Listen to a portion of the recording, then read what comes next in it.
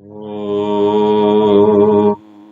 जयन्ती मंगला काली भद्रकाली कपालिनी दुर्गा क्षमा शिवा धात्री स्वाहा स्वधा नमोस्तुते। ಶ್ರೀ ಲಲಿತಾಂಬಿಕೆಯಿಂದ ಅನುಗ್ರಹೀತವಾದಂತಹ ಸುವರ್ಣಮುಖಿ ಸಂಸ್ಕೃತಿ ಧಾಮದ ಅಡಿಯಲ್ಲಿ ಇವತ್ತಿನ ವಿಷಯ ಆ ದೇವಿಯ ಒಂದು ರೂಪವಾದಂತಹ ಕಾಳಿ ಮಾ ತಾಯಿ ಮಹಾಕಾಳಿಯ ಬಗ್ಗೆ ವೇದಾಂತದ ದೃಷ್ಟಿಯಿಂದ ಒಂದಿಷ್ಟು ಮಾತು. ಕಾಳಿ ನಮ್ಮೆಲ್ಲರಿಗೂ ಗೊತ್ತಿರುವಂತಹ ಆ ಪಾರ್ವತಿಯ ಒಂದು ರೂಪ, ದುರ್ಗೆಯ ಒಂದು ರೂಪ. ದೇವಿ ಮಹಾತ್ಮ್ಯಂ ಅನ್ನುವಂತಹ ಕೃತಿಯಲ್ಲಂತೂ ಕಾಳಿಯ ಬಗ್ಗೆ ವಿದ್ವಾಂಸರ ಪ್ರಕಾರ ಮೊದಲು ಹೇಳಲಾಯಿತು. ಆಮೇಲೆ ಬೇರೆ ಎಷ್ಟೋ ಗ್ರಂಥಗಳಲ್ಲಿ ಕಾಳಿಯ ಮಹಿಮೆಯನ್ನ ತಿಳಿಸ್ತಾರೆ. ವೇದಾಂತ ದೃಷ್ಟಿಗೆ ಬರುವ ಮೊದಲು ಒಂದೆರಡು ಸಾಮಾನ್ಯ ಪರಿಚಯದ ರೂಪದಲ್ಲಿ ಎರಡು ಮಾತುಗಳು. ಏನಂತ ಹೇಳಿದ್ರೆ, ಈ ಕಾಳಿ ಅನ್ನೋದು ಕಾಲ ಅನ್ನುವ ಶಬ್ದದಿಂದ ಬರುತ್ತೆ. ಒಂದು ಕಡೆ ಕಾಲ ಅಂತ ಹೇಳಿದ್ರೆ ಸಮಯ, ಇನ್ನೊಂದು ಅರ್ಥ ಮೃತ್ಯು ಅಥವಾ ವಿನಾಶ, ಮತ್ತು ಇನ್ನೊಂದು ಅರ್ಥ ಕಪ್ಪು ಅಂತಲೂ ಇದೆ. ಕಾಲಿ ಕರಾಲಿ ಅಂತ ಕಪ್ಪಾಗಿರುವುದು ಅಂತ. ಇಲ್ಲಿ ಸಮಯ ಅನ್ನುವುದರಲ್ಲಿ ಬದಲಾವಣೆಯನ್ನು ಸೂಚಿಸುವಂತಹದ್ದು. ಎಲ್ಲವೂ ಕೂಡ ಈ ಪ್ರಪಂಚದಲ್ಲಿ ಸಮಯಕ್ಕೆ ಅನುಸಾರವಾಗಿ ಬದಲಾಗ್ತಾ ಹೋಗುತ್ತೆ. ನಿನ್ನೆ ಇದ್ದದ್ದು ಇವತ್ತಿರುವುದಿಲ್ಲ, ಇವತ್ತಿದ್ದದ್ದು ನಾಳೆಗಿರುವುದಿಲ್ಲ. ಆಮೇಲೆ ಅದನ್ನ ಯಾರಾದರೂ ಪ್ರಶ್ನೆ ಮಾಡಿದರೆ ಅವರೇ ನಾಳೆ ಇರೋದಿಲ್ಲ. ಎಲ್ಲರೂ ಬರ್ತಾರೆ ಹೋಗ್ತಾರೆ. ಆ ಪ್ರಕಾರ ಕಾಲ ಅನ್ನುವಂತಹದ್ದು ಬದಲಾವಣೆಯನ್ನು ಸೂಚಿಸ್ತದೆ. ಮತ್ತೆ ಮೃತ್ಯು ಮತ್ತೆ ವಿನಾಶ ಅಂದಾಗ್ಲಂತೂ ಎಲ್ಲವೂ ಕೊನೆಗೊಳ್ಳುವುದನ್ನ ಸೂಚಿಸ್ತದೆ. ಮತ್ತು ಕಾಲ ಅಂತ ಹೇಳಿದ್ರೆ ಕಪ್ಪು, ಹೆಚ್ಚಾಗಿ ಕಾಳಿ ಮಾತೆಯನ್ನ ಕಪ್ಪು ರೂಪದಲ್ಲಿಯೋ ಅಥವಾ ಡಾರ್ಕ್ ಬ್ಲೂ, ದಟ್ಟವಾದ ನೀಲಿ ಬಣ್ಣದಲ್ಲಿ ತೋರಿಸುವುದು ಇದೆ. ಈ ಕಪ್ಪು ಅನ್ನುವುದನ್ನ ಅನಂತದ ಅರ್ಥದಲ್ಲಿ ತೆಗೆದುಕೊಳ್ಳುವುದಿದೆ. ನೀಲಿ ಕೂಡ ಹಾಗೆ. ರಾಮ, ಕೃಷ್ಣ ಇವರೆಲ್ಲ ನೀಲಿ ಬಣ್ಣದಲ್ಲಿ ತೋರಿ ಬಂದಾಗ ನೀಲಾಕಾಶ, ಆ ನೀಲಿ ಅನಂತತ್ವವನ್ನು ಎಲ್ಲ ಕಡೆ ವ್ಯಾಪಿಸಿರುವುದನ್ನ ಸೂಚಿಸುತ್ತೆ ಅಂತ ವಿದ್ವಾಂಸರ ಅಭಿಮತ. ಹೀಗೆ ಮುಂದೆ ಹೋದಾಗ ಮಹಾಕಾಳಿಯ ಬಗ್ಗೆ ನಮಗೆ ಈ ಮೊದಲು ಹೇಳಿದ ಹಾಗೆ ಪುರಾಣಗಳಲ್ಲಂತೂ ಎಷ್ಟೋ ವಿಷಯಗಳು ಕಂಡು ಬರ್ತವೆ. ಆದರೆ ಈ ವೇದಾಂತದಲ್ಲಿ ಮುಖ್ಯವಾಗಿ ಕಾಳಿಯನ್ನ ಈ ಪ್ರಕೃತಿಯ ಒಂದು ರೂಪ. ಭಗವದ್ಗೀತೆಯಲ್ಲಿ ಶ್ರೀಕೃಷ್ಣನೂ ಹೇಳ್ತಾನೆ, ಪ್ರಕೃತಿ ಇದೆ ಮತ್ತೆ ಪುರುಷ ಇದೆ. ಪ್ರಕೃತಿಂ ಪುರುಷಂ ಚೈವ ವಿದ್ಯನಾದಿ ಉಭಾವಪಿ ಅಂತ. ಅಥವಾ ಮಾಯಾ ಶಬ್ದವನ್ನು ಉಪಯೋಗಿಸಿ ಶ್ರೀಕೃಷ್ಣ ಹೇಳ್ತಾನೆ, ದೈವೀ ಹೇಷ ಗುಣಮಯಿ ಮಮ ಮಾಯಾ ದುರತ್ಯಯ ಮಾಮೇವ ಯೇ ಪ್ರಪದ್ಯಂತೆ ಮಾಯಾಂ ಏತಾಂ ತರಂತಿತೆ. ಶ್ರೀಕೃಷ್ಣ ಆ ಬ್ರಹ್ಮತತ್ವವನ್ನು ಪ್ರತಿನಿಧಿಸುತ್ತಾ, ಬ್ರಹ್ಮವು ಪುರುಷ ತತ್ವ ಆದರೆ ಈ ಪ್ರಕೃತಿ ಅನ್ನುವುದು ಮಾಯೆಯ ರೂಪದಲ್ಲಿ ಎಲ್ಲ ಕಡೆ ತೋರುತ್ತೆ ಅಂತ ಮಾತು ಬರುತ್ತೆ. ಹಾಗೆಯೇ ಉಪನಿಷತ್ತುಗಳಲ್ಲಿಯೂ ಕೂಡ ಈ ಮಾಯೆಯ ಮಾತು ಬರುತ್ತೆ. ಶ್ವೇತಾಶ್ವತರ ಉಪನಿಷತ್ತಲ್ಲಿ ಬಹಳ ಪ್ರಸಿದ್ಧವಾದ, ಬಹಳಷ್ಟು ಪಂಡಿತರು ಉದಾಹರಿಸುವಂತಹ ಮಂತ್ರ, ಮಾಯಾಂತು ಪ್ರಕೃತಿಂ ವಿದ್ಯಾತ್ ಮಾಯಿನಂಚ ಮಹೇಶ್ವರಂ ತಸ್ಯ ಅವಯವಭೂತೈಸ್ತು ವ್ಯಾಪ್ತಂ ಸರ್ವಮಿದಂ ಜಗತ್. ಮಾಯೆ ಅಂತ ಬೇರೆ ಅಲ್ಲ, ಪ್ರಕೃತಿ ಅಂದ್ರೆ ಬೇರೆ ಅಲ್ಲ. ಪ್ರಕೃತಿಯನ್ನೇ ಮಾಯೆ ಅಂತ ಕರಿಬಹುದು ಅಂತ ಆ ಮಂತ್ರ ಹೇಳುತ್ತೆ. ಮತ್ತು ಮಹೇಶ್ವರನು ಮಾಯಿನಂತು ಮಹೇಶ್ವರಂ ಅಂದ್ರೆ ಅವನ ವಶದಲ್ಲಿ ಇರತಕ್ಕಂಥದ್ದು ಈ ಮಾಯೆ. ಆದ್ರಿಂದ ಶಿವಪಾರ್ವತಿಯವರೇ ಮತ್ತೆ ಇಲ್ಲಿ ಕಂಡು ಬರ್ತಾರೆ. ವೇದಾಂತದ ದೃಷ್ಟಿಯಲ್ಲಿ ಮುಂದೆ ನಾವು ನೋಡೋಣವಂತೆ ಶಿವಪಾರ್ವತಿಯವರ ಒಂದು ಸನ್ನಿವೇಶ, ಅದರಲ್ಲಿ ಕಾಳಿ ಅನ್ನುವ ಈ ರೂಪಕ್ಕೆ ವಿಶೇಷವಾದ ಅರ್ಥ ನಮಗೆ ಸಿಗುತ್ತೆ. ಕಾಳಿ ಅನ್ನೋದನ್ನ ಎಷ್ಟೋ ಕಡೆಯಲ್ಲಿ ಕಾಳಿಕಾ ಅಂತ ಹೇಳುವುದು ಇದೆ, ಮಹಾಕಾಳಿ ಅಂತ ಹೇಳುವುದು ಇದೆ. ಕಾಳಿ ಅಂದ್ರೆ ಭಯಂಕರವಾದ ರೂಪ ಅಂತ ನಾವೆಲ್ಲರೂ ತಿಳಿದಿದ್ದೀವಿ. ಆದರೆ ಎಷ್ಟೋ ಮಂದಿ ಬಹಳ ಸಾತ್ವಿಕ ಜನರು ಕೂಡ ಕಾಳಿಯ ಉಪಾಸಕರಾಗಿರ್ತಾರೆ. ಎಲ್ಲಕ್ಕಿಂತ ಹೆಚ್ಚು ಪ್ರಸಿದ್ಧವಾದ ಉದಾಹರಣೆ ಪರಮಹಂಸ ಶ್ರೀರಾಮಕೃಷ್ಣರೇ. ಅವರು ತುಂಬಾ ಮಗುವಿನ ಸ್ವಭಾವದವರಾಗಿದ್ರು, ಶಾಂತವಾಗಿದ್ರು, ಸಾತ್ವಿಕವಾಗಿದ್ರು. ಒಂದು ಇರುವೆಯನ್ನು ಅಥವಾ ಒಂದು ಜಿರ್ಲೆಯನ್ನು ಕೂಡ ಕೊಲ್ಲುವಂತ ಮನುಷ್ಯ ಅಲ್ಲ.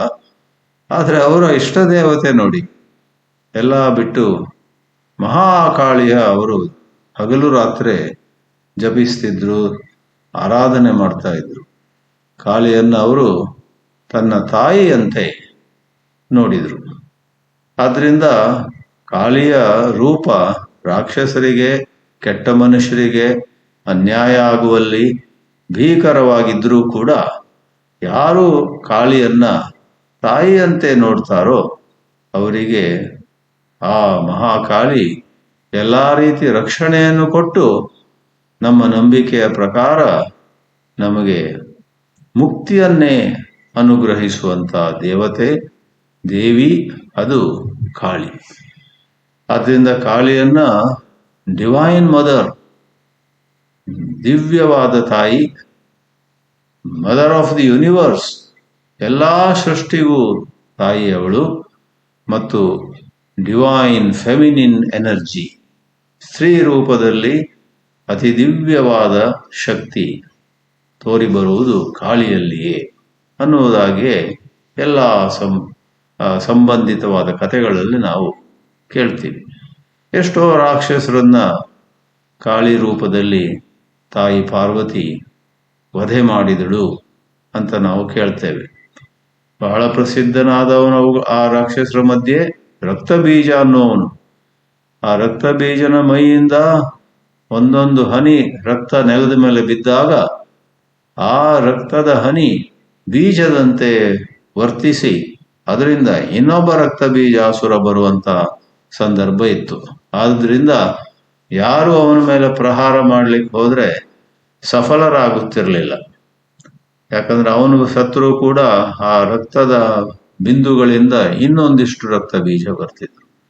ಆದ್ರೆ ಕಾಳಿಯ ಬಹಳ ವಿಕೃತವಾದ, ಎಲ್ಲರಿಗೂ ಕೂಡ ಭಯವನ್ನುಂಟು ಮಾಡುವ ರೂಪದಲ್ಲಿ ಆಕೆ ಅಲ್ಲಿ ಬೀಳ್ತಿರುವಂತಹ ರಕ್ತದ ಹನಿಗಳನ್ನ ಆ ಹನಿಗಳು ನೆಲ ಮುಟ್ಟುವ ಮೊದಲು ತನ್ನ ನಾಲಿಗೆಯಿಂದ ಬಹಳ ಒಂದು ಚಮತ್ಕಾರ ಅಥವಾ ಪವಾಡದ ರೀತಿಯಲ್ಲಿ ಹೀರಿ ಅದನ್ನ ಕುಡಿದು ಬಿಡ್ತಿದ್ಲಂತೆ. ಆದ್ರಿಂದ ಅವನ ಆಟ ಹೆಚ್ಚು ಕಾಲ ನಡೆಯಲಿಲ್ಲ. ಆ ರಕ್ತ ಬೀಜಾಸುರನನ್ನ ಮಹಾಕಾಳಿ ಕೊಲ್ತಾಳೆ. ಮಧು ಮತ್ತು ಶುಂಭ ಇವರೆಲ್ಲರನ್ನು ಕೂಡ, ಮತ್ತೊಂದು ಕಡೆಯಲ್ಲಿ ಮಹಿಷಾಸುರನನ್ನ. ಹೀಗೆ ತಾಯಿ ಪಾರ್ವತಿ, ದುರ್ಗೆ, ಕಾಳಿ, ಆ ಒಂದು ದಿವ್ಯವಾದ ಶಕ್ತಿ ಎಷ್ಟೋ ರೀತಿಯ ಋಣಾತ್ಮಕವಾದ ಶಕ್ತಿಗಳನ್ನ ದೂರಪಡಿಸಿದ್ದು ನಾವು ಕೇಳ್ತೀವಿ. ಆದ್ರಿಂದ ಮಹಾಕಾಳಿಯ ಬಗ್ಗೆ ಸನಾತನ ಧರ್ಮದ ಅನುಯಾಯಿಗಳಿಗಂತೂ ಯಾವ ರೀತಿ ಕಸಿವಿಸಿ ಇಲ್ಲ, ಯಾವ ರೀತಿ ಮುಜುಗರ ಇಲ್ಲ, ಯಾವ ರೀತಿಯಲ್ಲೂ ಕೂಡ ಬೇಸರ ಇಲ್ಲ. ಇದೆಂತಹ ರೂಪ ಅಪ್ಪ ಅಂತ. ವಿಶೇಷವಾಗಿ ಬಂಗಾಳದಂತಹ ಕೆಲವು ಪ್ರದೇಶಗಳಲ್ಲಿ ಕಾಳಿ ದೇವಸ್ಥಾನವು ಹೆಚ್ಚು ಸಂಖ್ಯೆಯಲ್ಲಿದೆ. ನಾವು ಅದ್ರ ಬಗ್ಗೆ ಕೇಳ್ತೀವಿ. ದೇವಿಯ ದೇವಸ್ಥಾನಗಳು ಭಾರತದಲ್ಲಿ ಎಲ್ಲಾ ಕಡೆಯೂ ಇವೆ. ಆದರೆ ಕಾಳಿಯ ರೂಪದಲ್ಲಿ ಬಂಗಾಳದಲ್ಲಿ ಅದು ಬಹುಶಃ ರಾಮಕೃಷ್ಣರಕ್ಕಿಂತ ಮೊದಲು ಕೂಡ ಹಾಗೆ ಇತ್ತು. ಆಮೇಲೆ ಕೂಡ ಬೇಕಾದಷ್ಟು ಕಾಳಿ ಮಂದಿರು, ವಿದೇಶದಲ್ಲೂ ಕೂಡ ಬಹುಸಂಖ್ಯೆಯಲ್ಲಿ ಬೆಂಗಾಳಿಗಳು ಯಾವುದಾದ್ರೂ ನಗರದಲ್ಲಿದ್ದರೆ ಅವರೊಂದು ಕಾಳಿ ಮಂದಿರವನ್ನು ಕಟ್ಕೊಳ್ತಾರೆ.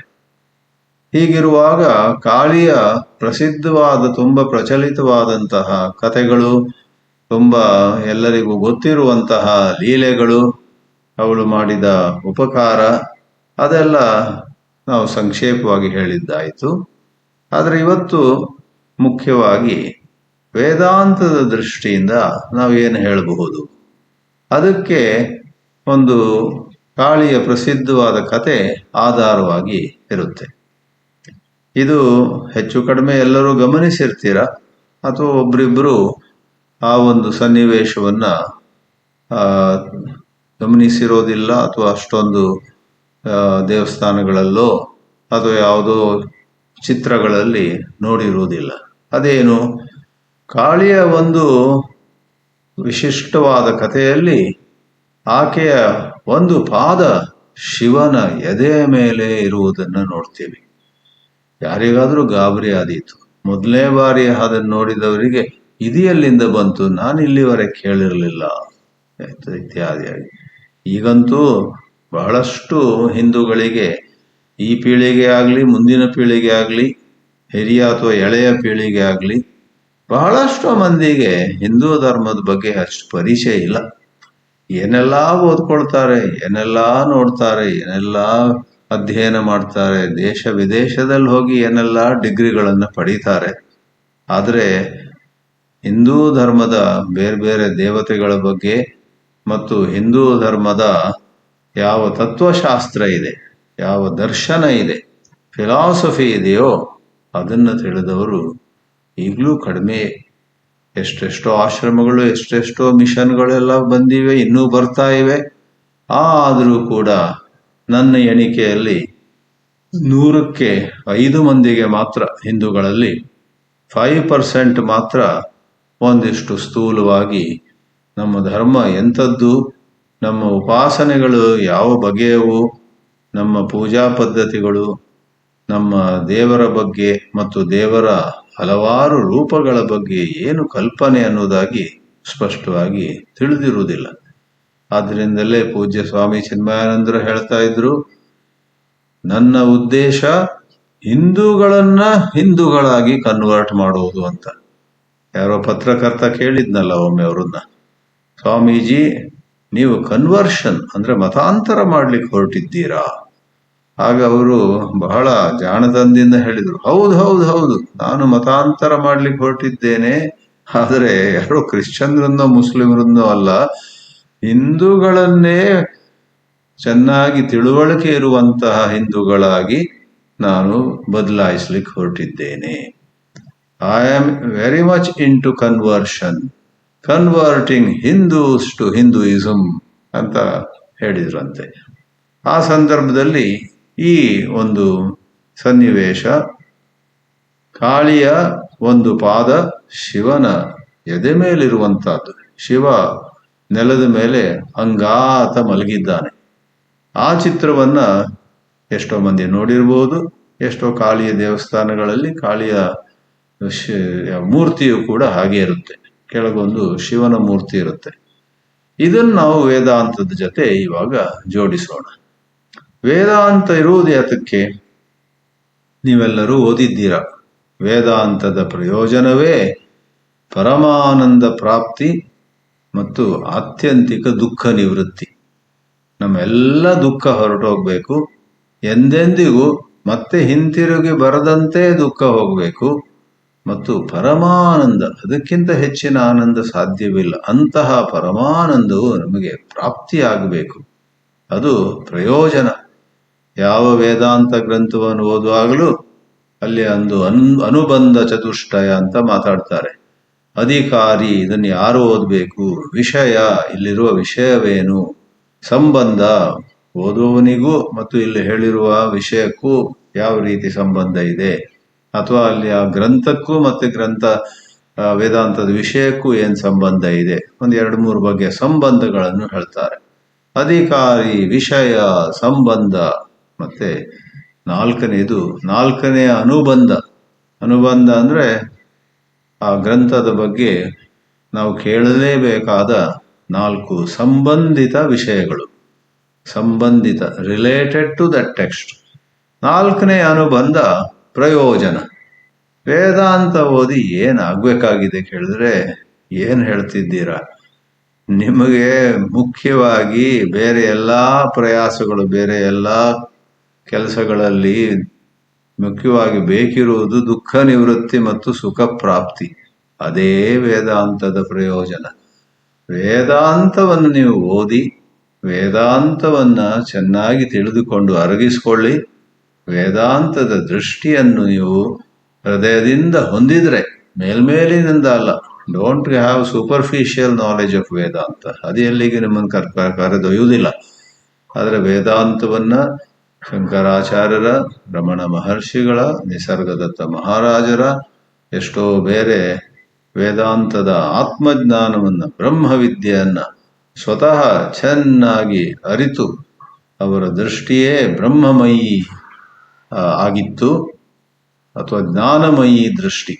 ಒಂದು ಹೇಳಿಕೆ ಇದೆಯಲ್ಲ, ದೃಷ್ಟಿಂ ಜ್ಞಾನಮಯೀಂ ಕೃತ್ವ ಪಶ್ಯೇತ್ ಬ್ರಹ್ಮಮಯಂ ಜಗತ್ ಅಂತ.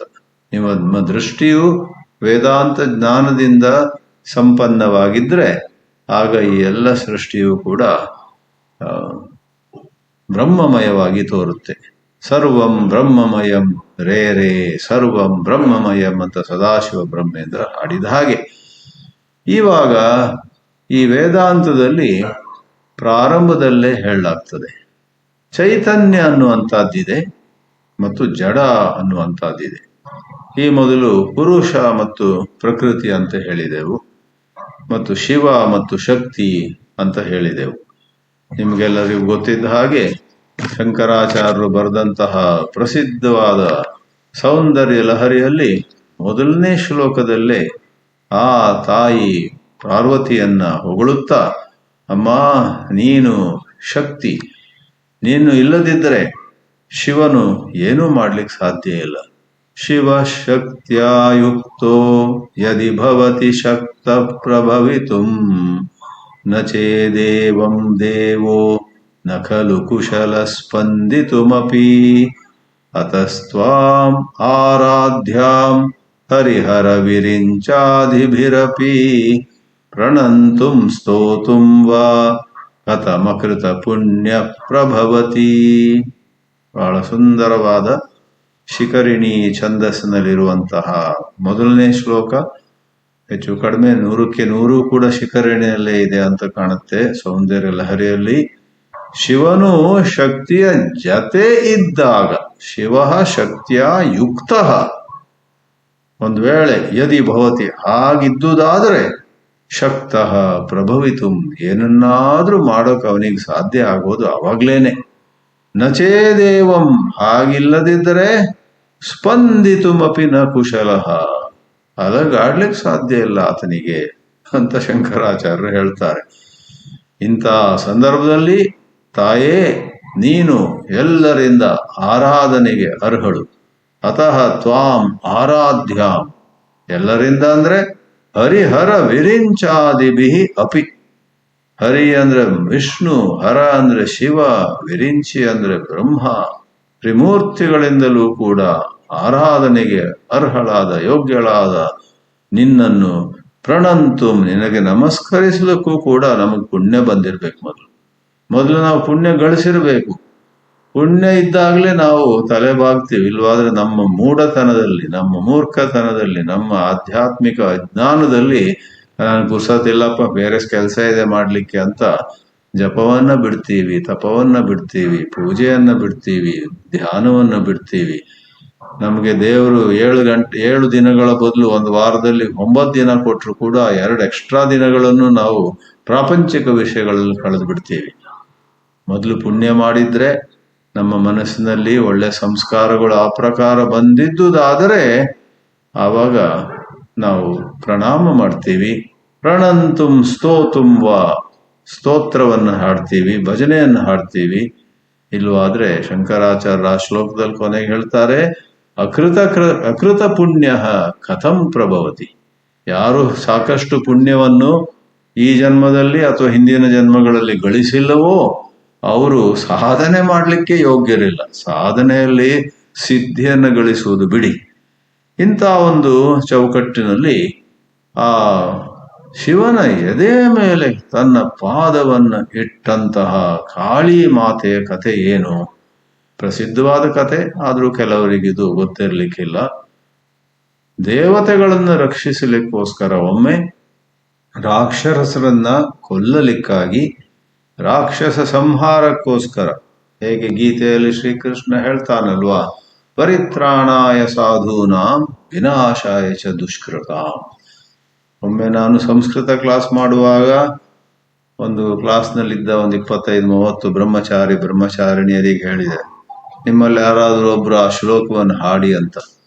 ಒಂದು ಹುಡುಗಿ ಎದ್ದುಕೊಂಡು, ಬ್ರಹ್ಮಚಾರಿಣಿ ಎದ್ದುಕೊಂಡು ಹೇಳಲಿಕ್ಕೆ ಪ್ರಾರಂಭಿಸಿದ್ಲು, ಪರಿತ್ರಾಣಾಯ ಅಂದ್ಲು. ಬಹಳ ಸಂತೋಷ, ಬಹಳ ಚೆನ್ನಾಗಿ ಹೇಳಿದ್ಲು. ಆದ್ರೆ ಆ ಪರಿತ್ರಾಣಾಯ ಅಂತ ಹೇಳಿದ ಬಳಿಕ ಅವಳು ಸ್ವಲ್ಪ ಗಂಟಲನ್ನ ಕ್ಲಿಯರ್ ಮಾಡ್ಕೊಳ್ತಾ ಸಾಧೂನಾಂ ವಿನಾಶಾಯ ಅಂದ್ಬಿಟ್ಲು. ಶಿವ ಶಿವ, ಸಾಧೂನಾಂ ವಿನಾಶಾಯ? ಭಗವಂತ ಅವತಾರ ತಗೊಳ್ಳುವಂತಹದ್ದು ಸಾಧುಗಳ ವಿನಾಶಕ್ಕ? ಎಲ್ಲರಿಗೂ ನಗೆ ಬಂತು. ಆಮೇಲೆ ಅವಳಿಗೆ ಹೇಳ್ಬೇಕಾಯ್ತು, ಜೋಪಾನ, ನಿನಗೆ ಗಂಟಲನ್ನ ಕ್ಲಿಯರ್ ಮಾಡ್ಕೊಳ್ಳೋಕ್ಕೂ ಕೂಡ ಎಲ್ಲಿ ನಿಲ್ಲಿಸ್ಬೇಕಂತ ಸ್ವಲ್ಪ ಗೊತ್ತಿರಬೇಕು. ಪರಿತ್ರಾಣಾಯ ಸಾಧೂನಾಂ ಅಂತ ಹೇಳಿ ಬೇಕಾದ್ರೆ ಒಂದು ಫುಲ್ ನಿಮಿಷ ಗಂಟಲು ಕ್ಲಿಯರ್ ಮಾಡ್ಕೊ. ಪರಿತ್ರಾಣಾಯ ಸಾಧೂನಾಂ, ಸಾಧುಗಳ ರಕ್ಷಣೆಗೋಸ್ಕರ, ವಿನಾಶಾಯ ಚ ದುಷ್ಕೃತಾಂ ಅಂತ ಹೇಳ್ಬೇಕಮ್ಮ ಅಂತ ಅವಳಿಗೆ ತಿಳಿಸ್ಬೇಕಾಗಿ ಬಂತು.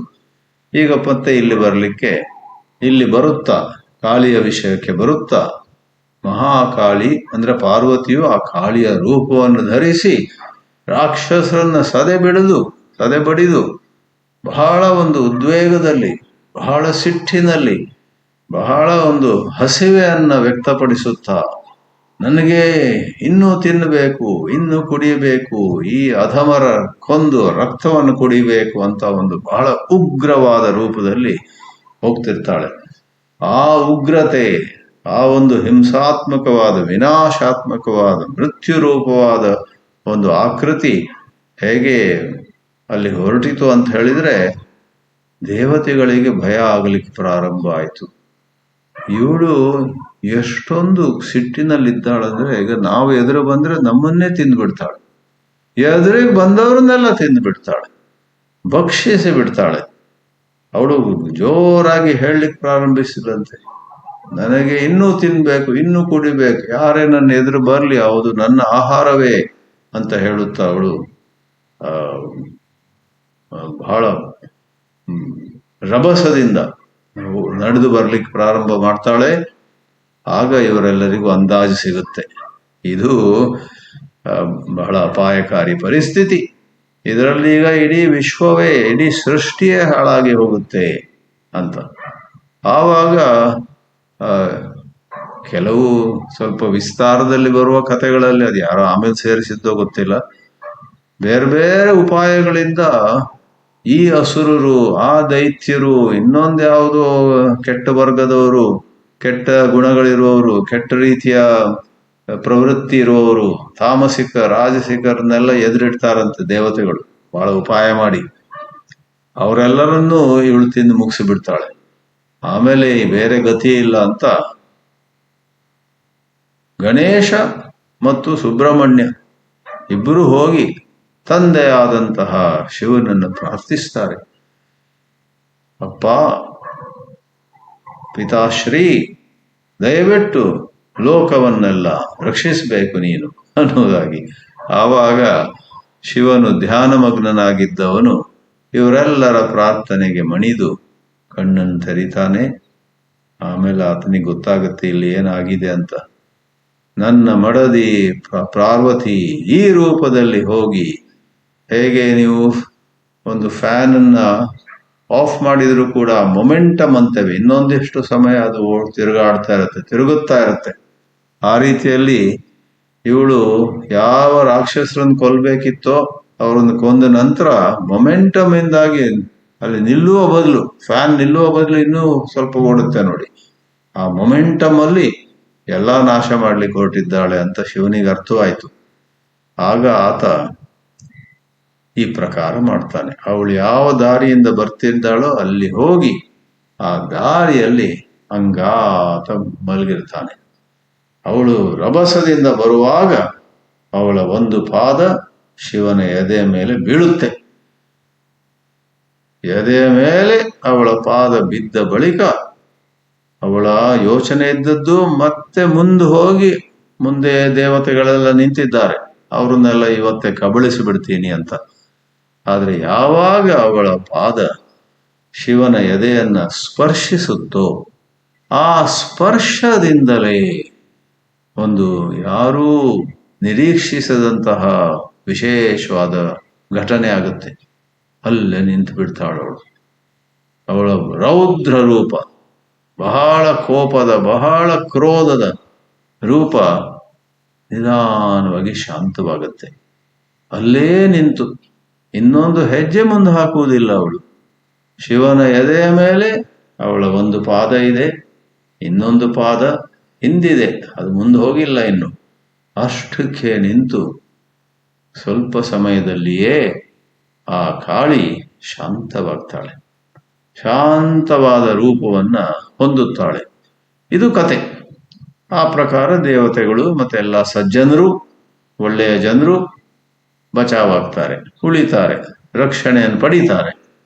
ಈ ಕಥೆಯಲ್ಲಿ ವೇದಾಂತವನ್ನು ನಾವು ನೋಡ್ಬೋದು. ಏನದು ವೇದಾಂತ ಅಂದ್ರೆ? ವೇದಾಂತ ಮಾತ್ರ ಅಲ್ಲ, ಭಕ್ತಿ ಮಾರ್ಗದಲ್ಲೂ ಇದಕ್ಕೂ ವಿವರಣೆಯನ್ನು ಕೊಡಬಹುದು. ವೇದಾಂತವನ್ನು ಹೇಳೋಣವಂತೆ. ವೇದಾಂತದಲ್ಲಿ ನೋಡಿ, ಅವಿದ್ಯಾ ಭೂಮಿಯಲ್ಲಿ, ಅವಿದ್ಯೆಯ ಚೌಕಟ್ಟಿನಲ್ಲಿ ನಮ್ಮೆಲ್ಲರಿಗೂ ಕೂಡ ನಾವು ಚೈತನ್ಯ ರೂಪದವರು ಅಂತ ಗೊತ್ತಿರುತ್ತೆ. I am a knowing principle. ನಾನು ಸಾಕ್ಷಿ, ನನ್ನ ಆಲೋಚನೆಗಳಿಗೂ ಸಾಕ್ಷಿ, ನನ್ನ ಇಂದ್ರಿಯ ಗಮ್ಯವಾದ ಬೇರೆ ಬೇರೆ ಸಂವೇದನೆಗಳಿಗೂ ಕೂಡ ನಾನು ಸಾಕ್ಷಿ. ಹೊರ ಪ್ರಪಂಚದಲ್ಲಿ ಕಂಡುಬರುವಂತಹ ಚಂದದ ವಸ್ತುಗಳು ಅಥವಾ ಚಂದವಿಲ್ಲದ ವಸ್ತುಗಳು, ಸುಗಂಧ ಅಥವಾ ದುರ್ಗಂಧ, ಇಂಪಾದ ಸಂಗೀತ ಅಥವಾ ಕೇಳಲಿಕ್ಕಾಗದಂತಹ ಕರ್ಕಶವಾದ ಶಬ್ದಗಳು, ಇವೆಲ್ಲವನ್ನು ತಿಳಿಯುವಂತಹ ಚೈತನ್ಯ ನಾನು ಅಂತ ಗೊತ್ತಿರುತ್ತೆ. ಆ ಬಳಿಕ ಏನು ತಿಳಿಯಲ್ಪಡುತ್ತೋ ಅದು ಪ್ರಕೃತಿ. ಶಬ್ದ, ಸ್ಪರ್ಶ, ರೂಪ, ರಸ, ಗಂಧ, ಭಾವನೆಗಳು, ಬೇರೆ ಬೇರೆ ರೀತಿಯಾದಂತಹ ಫೀಲಿಂಗ್ಸ್, ಇಮೋಷನ್ಸ್ ಎಲ್ಲವೂ ಕೂಡ ಪ್ರಕೃತಿ. ಎಲ್ಲವೂ ಸೇರಿ ಭಾವನೆಗಳು, ಆಲೋಚನೆಗಳು, ವಿಚಾರಗಳು, ಸಂವೇದನೆಗಳು, ಇವನ್ನೆಲ್ಲ ಸೇರಿ ಮನಸ್ಸು ಅಂತ ಕರಿತೇವೆ. ನಮ್ಮ ಮನಸ್ಸು ಎಷ್ಟೋ ಬಾರಿ, ಈಗ ಇಲ್ಲಿ ಬರುವಂತಹ ಸಂಬಂಧ, ನಮ್ಮ ಮನಸ್ಸು ಎಷ್ಟೋ ಬಾರಿ ಎಷ್ಟು ವ್ಯಗ್ರವಾಗ್ತದೆ, ಉಗ್ರವಾಗ್ತದೆ, ಬಹಳ ದುಃಖಕ್ಕೀಡಾಗುತ್ತೆ. ಯಾರ ಬಗ್ಗೆಯೋ ಪ್ರತೀಕಾರದ ಮನೋಭಾವ, ಇನ್ಯಾವ ವಿಷಯದ ಬಗ್ಗೆಯೋ ಎಷ್ಟು ಬೇಸರ ಅಂತ ಹೇಳಿದ್ರೆ ನಮ್ಮನ್ನು ನಾವೇ ಕೊಲ್ಲೋದು, ಆತ್ಮಹತ್ಯೆ ಮಾಡಿಕೊಳ್ಳೋದು ಲೇಸು ಅಂತೆಲ್ಲ ಬರುತ್ತೆ. ಆ ಪ್ರಕಾರವಾಗಿ ಅತ್ಯಂತ ಉದ್ವಿಗ್ನವಾದ ಮನಸ್ಸು, ಆ ಮನಸ್ಸಿನ ಅಭ್ಯಾಸವೇ ಹಾಗಿದೆಯೇ ಗೊತ್ತಿಲ್ಲ. ಆಗೊಮ್ಮೆ ಈಗೊಮ್ಮೆ, ಕೆಲವೊಮ್ಮೆ ಬೆಳಿಗ್ಗೆ ಹೊತ್ತಿಗೆ ಚಂದವಾಗಿರ್ತೀವಿ, ಮಧ್ಯಾಹ್ನದ ಹೊತ್ತಿಗೆ ಸಿಕ್ಕಾಪಟ್ಟೆ ಸಿಟ್ಟು, ಸಾಯಂಕಾಲದ ಹೊತ್ತಿಗೆ ಯಾವುದೋ ಹಿಂದೆ ಆದಂಥ ವಿಷಯದ ಬಗ್ಗೆ ವ್ಯಥೆ, ಇದೆಲ್ಲ ನಮಗಾಗುತ್ತೆ. ಬಹಳ ಓದಿದವ್ರಿಗೂ ಕೂಡ ಆಗುತ್ತೆ, ವೇದಾಂತ ತಿಳ್ಕೊಂಡವರಿಗೂ ಕೂಡ ಆಗುತ್ತೆ. ಆದ್ರಿಂದ ಇಲ್ಲಿ ಇವುಗಳಿಂದ ಬಿಡುಗಡೆ ಹೇಗೆ? ಆ ಉಗ್ರವಾಗಿರುವಂತಹ, ಪ್ರವ್ಯಥಿತವಾದಂತಹ, ಶೋಕ ಸಂತಪ್ತವಾದಂತಹ ಮನಸ್ಸನ್ನ ಕಾಳಿ ಪ್ರತಿನಿಧಿಸ್ತಾಳೆ. She represents an agitated mind. ಅಂತ ತುಂಬ ಉದ್ವಿಗ್ನವಾದ ಮನಸ್ಸು ಯಾವಾಗ ಶಾಂತವಾಗುತ್ತಂದ್ರೆ, ಹೇಗೆ ಕಾಳಿಯ ಪಾದವು ಶಿವನ ಎದೆಯನ್ನು ಮುಟ್ಟಿದಾಗ ಆ ಸ್ಪರ್ಶದಿಂದಲೇ ಅವಳು ಶಾಂತವಾಗ್ತಾಳೋ, ಹಾಗೆ ನೀವು ನಾವು ನಮ್ಮ ಮನಸ್ಸು ಉದ್ವಿಗ್ನವಾದಾಗ ಆತ್ಮಚಿಂತನ ಮಾಡಬೇಕು. ಶಿವನೇ ಚೈತನ್ಯ, ಶಿವನೇ ಆತ್ಮ. ನಮ್ಮ ಮನಸ್ಸನ್ನುವಂತಹದ್ದು ಪ್ರಕೃತಿ, ಮನಸ್ಸನ್ನುವಂತಹದ್ದು ಮಾಯೆ. ಆ ಮಾಯೆಯು ಮಾಯಿನಂತು ಮಹೇಶ್ವರಂ ಅಂತ ಹೇಳ್ತೀವಿ. ಮಾಯೆ ಅನ್ನುವಂತಹದ್ದು ಮಾಯೆಯನ್ನು ತನ್ನ ವಶದಲ್ಲಿಟ್ಕೊಂಡಿರುವಂತಹ ಶಿವತತ್ವಕ್ಕೆ ತಗುಲಿಸಿದಾಗ, ಸ್ಪರ್ಶ ಮಾಡಿಸಿದಾಗ ಆ ಮಾಯೆ ಶಾಂತವಾಗ್ತದೆ. ಆದ್ರಿಂದ ಬರೇ ಮೇಲ್ಮೇಲಿನಿಂದ ಮಂತ್ರಗಳನ್ನ ಬಾಯಿಪಾಠ ಮಾಡಿಕೊಂಡು ಶ್ಲೋಕಗಳನ್ನ ಕಂಠಸ್ಥವಾಗಿ ಮಾಡಿಕೊಂಡ್ರೆ ಪ್ರಯೋಜನ ಇಲ್ಲ. ನಾವು ವಾಸ್ತವವಾಗಿ ವೇದಾಂತದ ಸಾರವನ್ನ, ವೇದಾಂತದ ಕೇಂದ್ರ ಬಿಂದುವನ್ನ ಮನನ ಮಾಡಿದಾಗ ಅದು ಮನಸ್ಸು ಆತ್ಮಕ್ಕೆ ಸ್ಪರ್ಶ ಮಾಡುವಂತೆ ಈ ಸಾಂಕೇತಿಕವಾಗಿ ಭಕ್ತಿ ಮಾರ್ಗದಲ್ಲಿ ನಾಮಜಪ, ಭಕ್ತಿ ಮಾರ್ಗದಲ್ಲಿ ಭಕ್ತಿಯಿಂದ ಶ್ರದ್ಧೆಯಿಂದ ನಾವು ಮಂತ್ರ ಜಪ ಮಾಡಿದರೆ ಆಗ್ಲೂ ಅಷ್ಟೆ. ನಮ್ಮಲ್ಲಿ ಎಷ್ಟೋ ಮಂದಿ ಮಾಡುವ ದೊಡ್ಡ ತಪ್ಪು ಅಂದ್ರೆ ಪ್ರವಚನ ಕೇಳ್ತೀವಿ, ಅಲ್ಲಿ ಇಲ್ಲಿ ಯಾವ್ದಾವ್ದು ಪುಸ್ತಕ ಎಲ್ಲ ಓದ್ತೀವಿ, ಆದರೆ ಮುಖ್ಯ ರೂಪವಾಗಿ ನಾವು ನಮ್ಮ ಮನಸ್ಸನ್ನ ದೇವರಲ್ಲಿ ನಿಲ್ಲಿಸೋದಿಲ್ಲ. ಏನೋ ಒಂದು ಅಭ್ಯಾಸ ಆಗಿರುತ್ತೆ, ಎಲ್ಲ ಕಡೆ ಹೋಗ್ತೀವಿ, ಎಲ್ಲ ಕಡೆ ಕೇಳ್ತಿರ್ತೀವಿ. ಪ್ರವಚನ ಕೇಳುವವರಾಗ್ಲಿ ಪ್ರವಚನ ಮಾಡುವವರಾಗ್ಲಿ ಖಂಡಿತವಾಗಿ ಈ ದಿನಗಳಲ್ಲಿ, ಈ ಕಾಲದಲ್ಲಿ, ಈ ಸಮಯದಲ್ಲಿ, ನನ್ನ ಜೀವನದ ಈ ಒಂದು ಹಂತದಲ್ಲಿ ನನಗೆ ಬೇರೆ ಏನೂ ಬೇಕಿಲ್ಲ, ದೇವರನ್ನು ನಾನು ನೋಡಲು ಬಯಸ್ತೀನಿ ಅಂತ ಭಕ್ತಿ ಮಾರ್ಗದ ಭಾಷೆ. ಆತ್ಮವಾಗಿ ನಾನು ನಿಲ್ಲಲು ಇಚ್ಛಿಸ್ತೀನಿ, ಆತ್ಮನಿಷ್ಠನಾಗ್ಲಿ ಇಚ್ಛಿಸ್ತೀನಿ.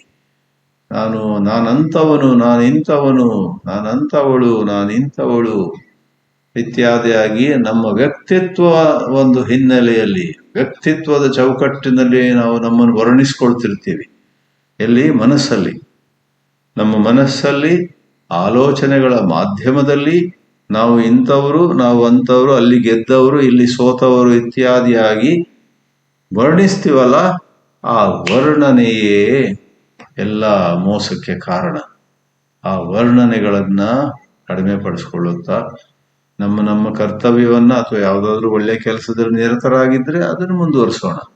ಆದರೆ ಒಳ್ಳೆ ಕೆಲಸಗಳು, ಸೇವೆ ಮತ್ತು ಕರ್ತವ್ಯವಾಗಿ ಬಂದಿರುವುದನ್ನು ಬಿಟ್ಟು ಬೇರೆ ಬೇರೆ ಅನಾವಶ್ಯಕವಾದ ವಿಷಯಗಳಲ್ಲಿ ಮನಸ್ಸನ್ನು ಹರಿಸುವ ಬದಲು ಯಾವ ಮನಸ್ಸಿನ ಶಕ್ತಿ ಆ ನೂರಾರು ಅನಾವಶ್ಯಕವಾದ ವಿಷಯಗಳಲ್ಲಿ ಹೋಗ್ತಿತ್ತೋ ಆ ಶಕ್ತಿಯನ್ನ ಆತ್ಮದಲ್ಲಿ ಹರಿಸಬೇಕು, ಆತ್ಮಚಿಂತನೆಯನ್ನ ಮಾಡಬೇಕು. ಆ ಪ್ರಕಾರವಾಗಿ ಬೆಳಿಗ್ಗೆಯಿಂದ ರಾತ್ರವರೆಗೆ ಆ ಸುಪ್ತೆ ರಾಮೃತೆ ಕಾಲಂ ನಯೇ ವೇದಾಂತ ಚಿಂತಯ ಅಂತ ಒಂದು ಹೇಳಿಕೆ ಇದೆ. ಆ ಸುಪ್ತೆ ಅಂದ್ರೆ ಬೆಳಿಗ್ಗೆ ಎದ್ದವರು ಇಡೀ ದಿನ ಆದಷ್ಟು ಆತ್ಮಚಿಂತನೆ ಮಾಡಬೇಕು. ಎಲ್ಲಿವರೆಗೆ? ಆ ಸುಪ್ತೆ. ಸುಪ್ತಿ ಅಂದ್ರೆ ರಾತ್ರಿ ಮಲಗುವವರೆಗೆ ಆ ಸುಪ್ತೆ. ಮತ್ತು ತಮ್ಮ ಬದುಕಿನಲ್ಲಿ ಆ ಮೃತೇಹೆ, ಮೃತಿ ಅಂದ್ರೆ ಮರಣ, ಸಾಯುವವರೆಗೆ, ದಿನವೂ ಬೆಳಿಗ್ಗೆಯಿಂದ ರಾತ್ರಿ ಮಲಗುವವರೆಗೆ ಮತ್ತು ಬದುಕಿನಲ್ಲಿ ದಿನವೂ ಹಾಗೆ ಮುಂದೆ ಹೋಗುತ್ತಾ ಸಾಯುವವರೆಗೆ ಮನಸ್ಸನ್ನ ಆತ್ಮಚಿಂತನೆಯಲ್ಲಿ ತೊಡಗಿಸಬೇಕು. ಪ್ರಾತಃ ಸ್ಮರಾಮಿ ಹೃದಯ ಸಂಸ್ಫುರದಾತ್ಮತತ್ವಂ ಸಚ್ಚಿತ್ ಸುಖಂ ಪರಮಹಂಸ ಗತಿಂ ತುರೀಯಂ ಯತ್ ಸ್ವಪ್ನ ಜಾಗರ ಸುಷುಪ್ತಮವೈತಿ ನಿತ್ಯಂ ತದ್ ಬ್ರಹ್ಮ ನಿಷ್ಕಲಮಹಂ ನಚ ಭೂತ ಸಂಗಃ.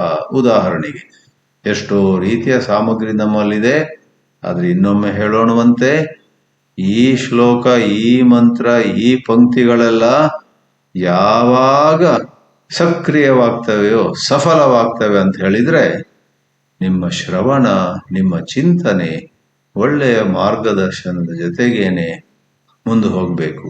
ವಿಚಾರ ಸ್ಪಷ್ಟತೆ ಸಿಕ್ಕಿದಾಗ 2 ಪಂಕ್ತಿ ಓದಿದ್ರು ಸಾಕು, 2 ಪಂಕ್ತಿಯನ್ನ ಮನಸ್ಸಿಗೆ ತಂದರೂ ಸಾಕು. ಯತ್ ಸ್ವಪ್ನ ಜಾಗರ ಸುಷುಪ್ತಮವೈತಿ ನಿತ್ಯಂ, ಒಂದೇ ಪಂಕ್ತಿ. ಸ್ವಪ್ನ, ಜಾಗರ ಮತ್ತು ಸುಷುಪ್ತಿಯನ್ನ ಬೆಳಗುವಂತಹ ಪ್ರಕಾಶ ನಾನು. ಬರೇ ಹೇಳ್ತಾ ಇಲ್ಲ ನೀವು, ಹಾಗೆ ಹೇಳಿದ್ರೆ ಏನರ್ಥ, ಹಾಗನ್ನೋದ್ರ ಅರ್ಥ ಏನು ಅನ್ನೋದನ್ನ ನೀವು ಬಹುಮಟ್ಟಿಗೆ ತಿಳ್ಕೊಂಡಿದ್ದೀರಾ ಅಂತ ಇಟ್ಕೊಳ್ಳಿ. ಆವಾಗ ಖಂಡಿತವಾಗಿ ಆ ಉಗ್ರ ಇದ್ದಂತಹ ಕಾಳಿ ಶಿವನ ಎದೆಯ ಸ್ಪರ್ಶ ಮಾಡಿದ ಕೂಡಲೇ ಹೇಗೆ ಶಾಂತವಾಗ್ತಾಳೋ ಆ ಪ್ರಕಾರ ನಮ್ಮೆಲ್ಲಾ ವ್ಯಥೆ, ಎಲ್ಲಾ ವೇದನೆ, ಎಲ್ಲಾ ಭಯ, ಎಲ್ಲಾ ರೀತಿಯ ಇನ್ಸೆಕ್ಯೂರಿಟಿ, ಸುರಕ್ಷಿತತೆ ಇಲ್ಲದೆ ಇರೋದು ಎಲ್ಲದೂ ಕೂಡ ನಾಳೆ ಏನಾಗುತ್ತೋ ಗೊತ್ತಿಲ್ಲ, ಇವತ್ತೇನೋ ಸರಿಯಾಗಿ ನಡೀತು ಅಂತೇನೆಲ್ಲ ಇರುತ್ತಲ್ಲ ನಮಗೆ. ಅಯ್ಯೋ, ನಾಳೆಯ ಚಿಂತೆ ಬೇಡ, ನಿನ್ನೆಯ ವ್ಯಥೆ ಬೇಡ, ವರ್ತಮಾನದಲ್ಲಿಯೂ ಕೂಡ ಏನಿದೆಯೋ ಅದಿದೆ. ಅವುಗಳೆಲ್ಲ ಜೊತೆಗೆ ಶಾಂತಿಯಿಂದ ಇರಬೇಕಾದ್ರೆ ಆತ್ಮಚಿಂತನೆ ಬೇಕು.